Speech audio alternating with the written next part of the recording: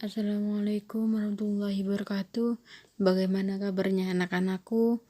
Ibu harap kalian sehat dan tetap semangat menjalani sekolah online seperti ini. Sebelum memulai pembelajaran kali ini, alangkah baiknya untuk berdoa terlebih dahulu dengan tujuan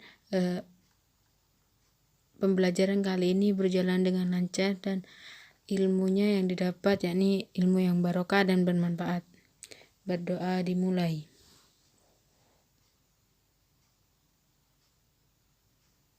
Selesai. Ya, kali ini sudah memasuki bab baru yakni bab 6 tentang meniti hidup dengan kemuliaan. Poinnya pertama yakni pengendalian diri. Pengendalian diri atau kontrol diri ini adalah menahan diri dari segala perilaku yang dapat merugikan diri sendiri dan juga orang lain, seperti perilaku serakah, tamak, dan lain-lain. Jadi, dijelaskan bahwa pengendalian diri diperlukan oleh setiap manusia agar dirinya terjaga dari hal-hal yang dilarang oleh Allah Subhanahu wa taala. Yang selanjutnya yakni ada prasangka baik atau husnuzon. Di sini prasangka baik atau husnuzon berasal dari kata bahasa Arab yaitu husnu yang artinya baik dan zon artinya prasangka. Jadi, prasangka baik adalah positive thinking dalam terminologi Islam dikenal dengan istilah husnuzon. Istilah husnuzon tersendiri itu adalah sikap orang yang selalu berpikir positif terhadap apa yang telah diperbuat oleh orang lain. Lawan dari husnuzon jadinya ada suuzon. Suuzon di sini artinya menyangka orang lain yang melakukan hal-hal yang buruk tanpa adanya bukti. Dalam ilmu akhlak, husnuzon ini dibagi menjadi 3 kelompok. Yang pertama husnuzon kepada Allah, yang kedua husnuzon pada diri sendiri, yang ketiga husnuzon pada orang lain. Prasangka baik adalah sifat yang sangat penting dimiliki oleh setiap orang yang beriman. Sebaliknya, prasangka buruk adalah sifat yang harus dijauhi dan dihindari. Yang ketiga yakni ada persaudaraan.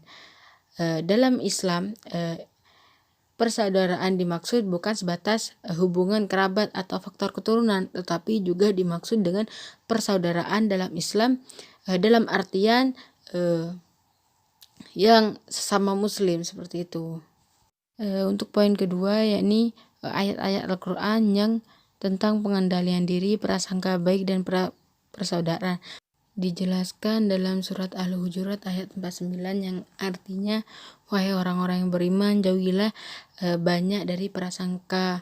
Sungguhnya sebagian prasangka itu dosa, dan janganlah kamu mencari kesalahan orang lain, dan janganlah kamu ada di antara yang menggunjing sebagian orang lain. Apakah ada di antara kamu suka memakan daging saudara yang sudah mati? Tentu kamu merasa jijik dan bertakwalah kepada Allah. Sungguhnya Allah Maha benar, Maha penerima tobat dan penyayang.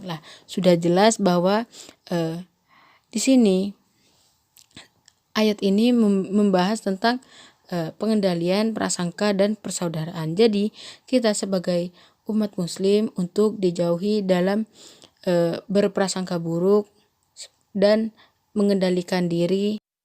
Pada kandungan ayat surat Al-Hujurat di sini menegaskan ada 2 hal pokok yang perlu diketahui. Yang pertama yakni bahwa sungguhnya orang-orang mukmin itu bersaudara. Jika terdapat perselisihan antara saudara, kita diperintahkan oleh Allah untuk melakukan islah atau upaya memperbaiki atau pendamaian. Selain itu Rasulullah juga menegaskan seorang muslim adalah orang yang lidah dan tangannya tidak menyakiti muslim lain, dan orang yang berhijrah adalah orang meninggalkan semua larangan Allah. Hadis riwayat Bukhari. Poin yang ketiga yakni hadis-hadis tentang pengendalian diri, prasangka baik dan persaudaraan. Yang pertama yakni tentang pengendalian diri. Di sini diriwayatkan oleh Abu Hurairah bahwa Rasulullah SAW sabda yang artinya, orang yang perkasa bukanlah orang yang menang dalam perkelahian, tetapi orang yang perkasa adalah orang yang mengendalikan dirinya ketika marah. Di sini sudah jelas bahwa sebagai manusia, kita harus bisa mengendalikan emosi kita sendiri. Yang selanjutnya yakni hadis tentang prasangka buruk. Rasulullah SAW bersabda, yang artinya jauhkanlah dirimu dari prasangka buruk, karena sungguhnya prasangka itu adalah perkataan yang paling dusta. Lah, sebagai manusia kita tidak boleh suuzon kepada orang yang belum tentu orang itu salah, seperti itu. Yang poin ketiga yakni tentang hadis persaudaraan yang diriwayatkan oleh Nu'man bin Bashir radhiyallahu an. Rasulullah bersabda, perumpamaan orang-orang mukmin dalam saling mencintai, saling mengasihi, saling menyayangi seperti satu tubuh. Apabila satu organ tubuh merasa sakit, akan menjalar kepada semua organ tubuh, yaitu tidak dapat tidur dan tidak merasa demam. Dan sudah jelas dalam hadis tersebut bahwa persaudaraan itu bukan hanya dari segi turun-temurun, tetapi dari persaudaraan dari di sini persaudaraan itu bukan hanya dari temurun, tetapi dari tali akidah atau sesama muslim. Jadi kita sesama muslim harus saling tolong menolong dan menyayangi seperti saudara seperti itu. Jadi di sini sudah jelas bahwa dalam Islam itu kita harus bisa mengendalikan diri kita sendiri dan berbaik sangka atau husnuzon. Yang selanjutnya kita harus bersifat baik kepada semua orang, seperti itu. Ya, kurang lebihnya seperti itu. Semoga ilmunya bermanfaat dan kalian bisa mengamalkannya.